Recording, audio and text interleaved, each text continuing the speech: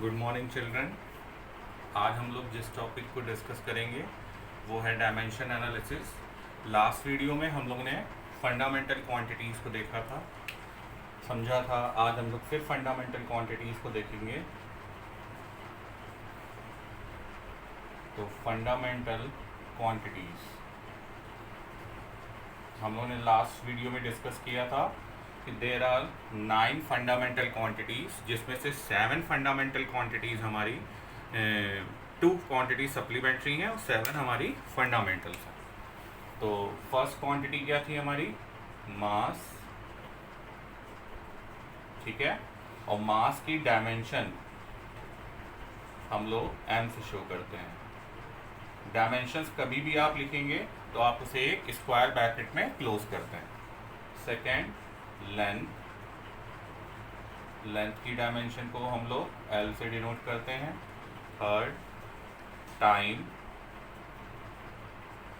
T. Fourth, electric current.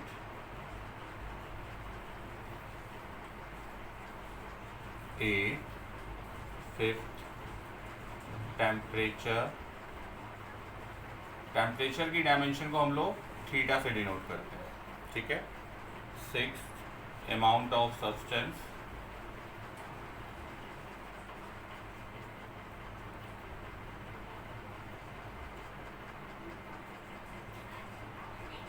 Amount of substance की dimension को हम लोग MOL, मोल से डिनोट करते हैं।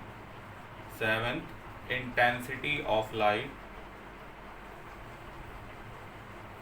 इंटेंसिटी ऑफ लाइट, इसकी डायमेंशन को हम लोग कैंडेला CD से शो करते हैं, यूनिट कैंडेला होती है। Then eight, supplementary angle. Angle की डायमेंशन L0 से डिनोट करते हैं। And the ninth, solid angle, इसकी डायमेंशन को भी L0 से डिनोट करते हैं। ठीक है, तो ये हमारी फंडामेंटल क्वांटिटीज़ हैं और ये इनकी डायमेंशंस हैं। ठीक है, इसके बाद जो हमारा नेक्स्ट है डिराइव्ड क्वांटिटीज़। डिराइव्ड क्वांटिटीज़ क्या होती हैं? जो क्वांटिटीज़ इन फंडामेंटल क्वांटिटीज़ की हेल्प से हम लोग फॉर्म करते हैं। ठीक है, या फिर सेकेंड मेथड आप ये भी बोल सकते हैं कि इन 9 क्वांटिटीज़ के बाद फिजिक्स में जितनी भी क्वांटिटीज़ हैं सब कैसी हैं? डिराइव्ड है। थर्ड, वो क्वांटिटीज़ जिन्हें हम किसी दूसरी क्वांटिटीज़, दूसरी फिजिकल क्वांटिटीज़ की हेल्प से रिप्रेजेंट कर सकते हैं, उन्हें भी हम लोग डिराइव्ड क्वांटिटीज़ बोलते हैं।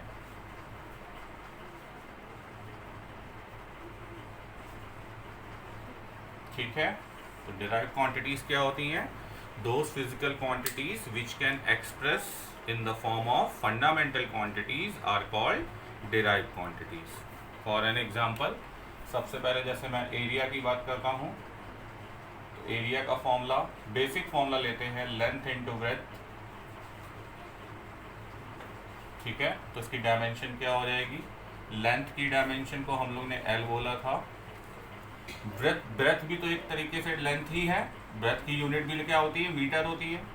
इसकी यूनिट भी क्या होती है? मीटर होती है। और मैंने डायमेंशन में बताया था कि डायमेंशन यूनिट को ही रिप्रेजेंट करती है, तो दोनों की हमारी unit metre metre. So L into L. तो यहाँ पे the dimension of area is L square, L square. ठीक है,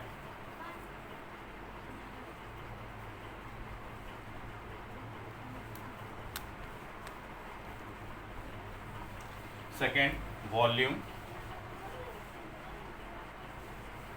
length into width into height.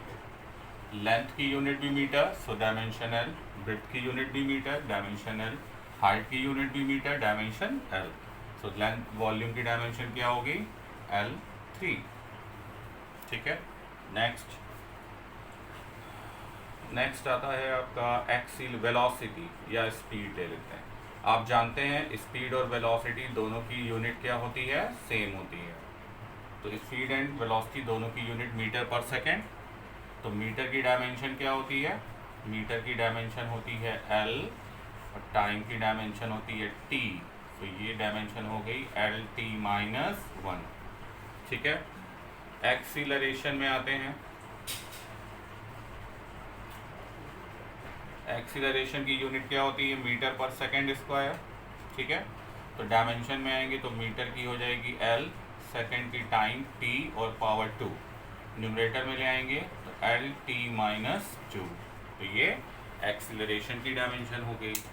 Same formula आप दूसरे फॉर्मूलेस को भी सेम मेथड से निकाल सकते हैं। फॉर एन एग्जांपल फोर्स का फॉर्मूला होता है मास इनटू एक्सीलरेशन।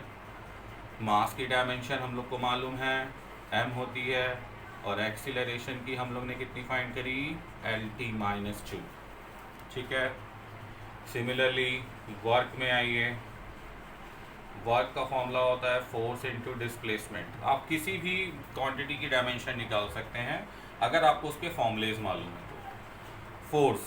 फोर्स की डायमेंशन आपने ऊपर निकाली, कितनी हो गई थी, MLT-2, यहाँ आप रिप्लेस करेंगे MLT-2, और डिस्प्लेसमेंट की डायरेक्शन L होती है, मिक्स करेंगे तो क्या हो गया, ML2T-2, ठीक है। इसी तरीके से अगर आप मोमेंटम की डायमेंशन निकालना चाहें तो लीनियर मोमेंटम क्या होता है,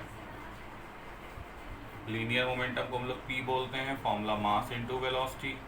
मास की डायमेंशन m, लेंथ वेलोसिटी की डायमेंशन LT-1, तो दोनों मिक्स होके क्या हो गया, MLT-1, ठीक है।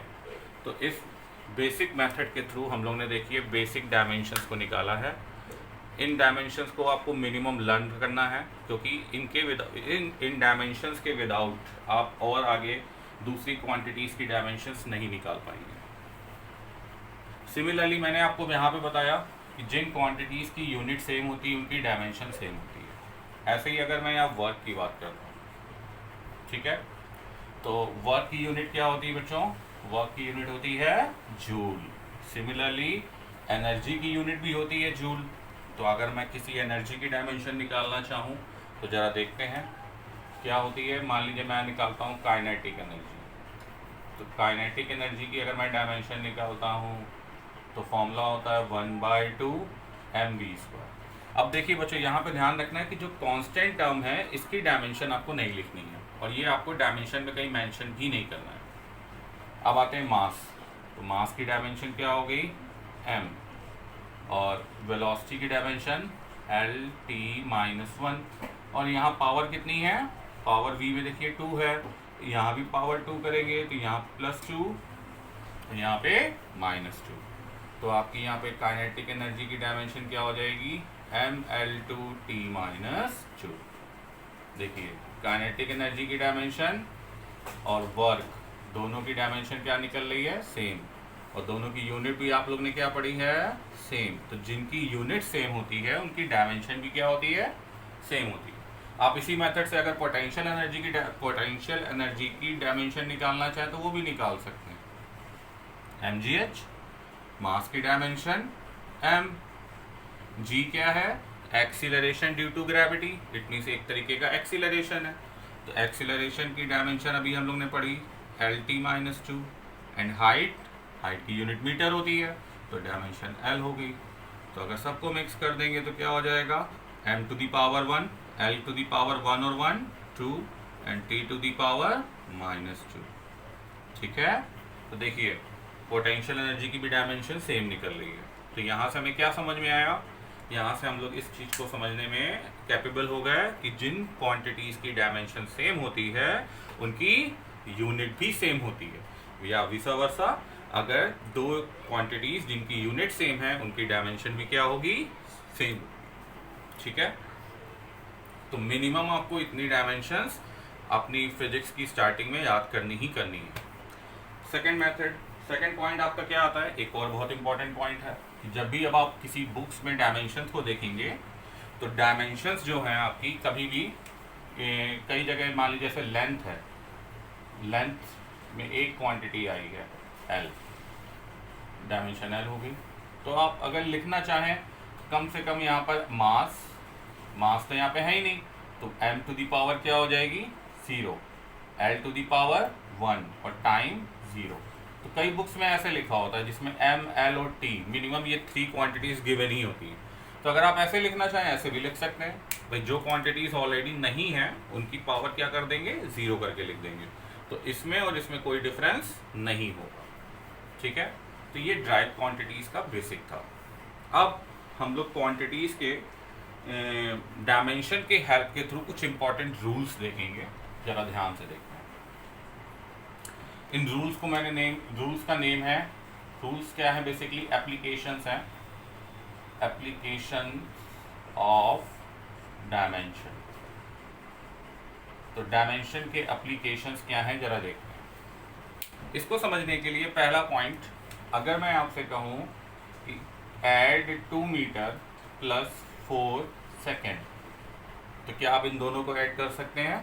इनका एडिशन पॉसिबल नहीं है।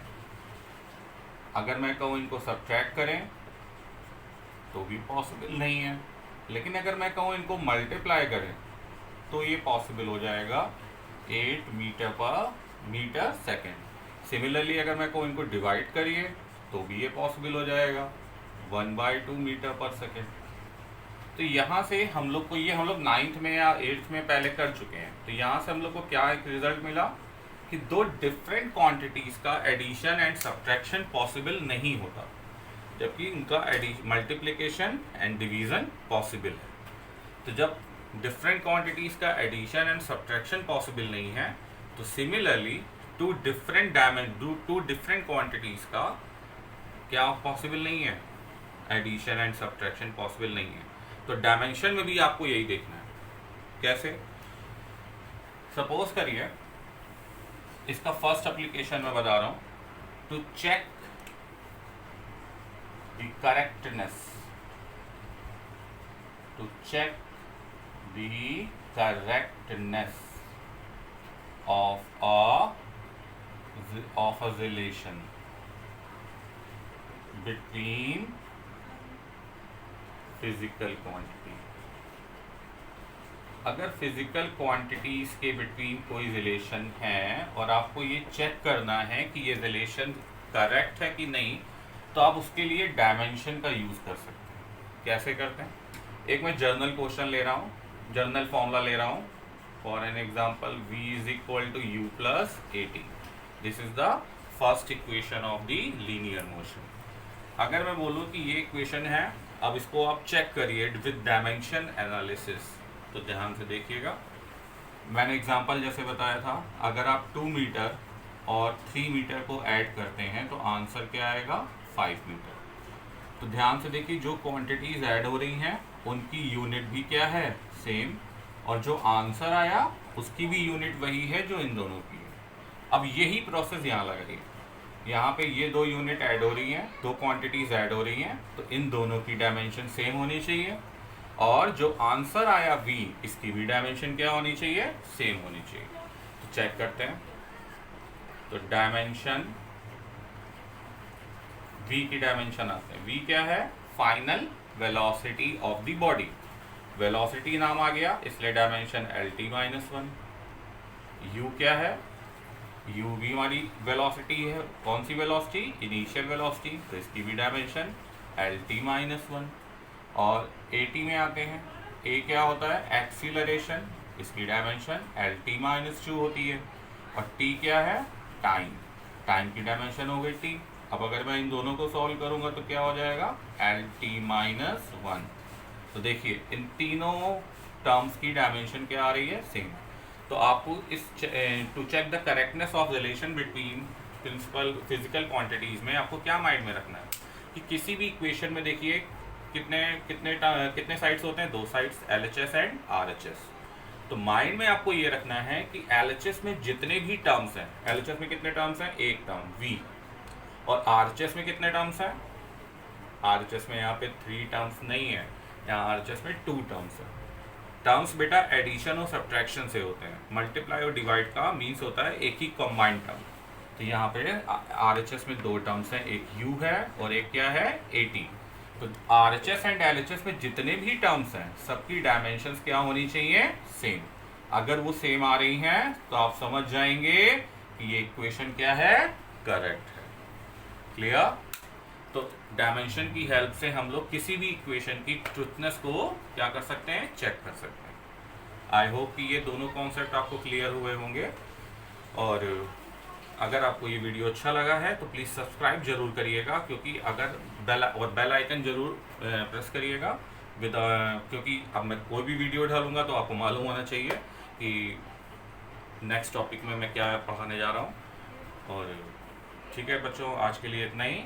आज आप इस वीडियो को देखिए, एंजॉय करिए और प्लीज़ चैनल को सब्सक्राइब करिए और लाइक करिए। Thank you very much.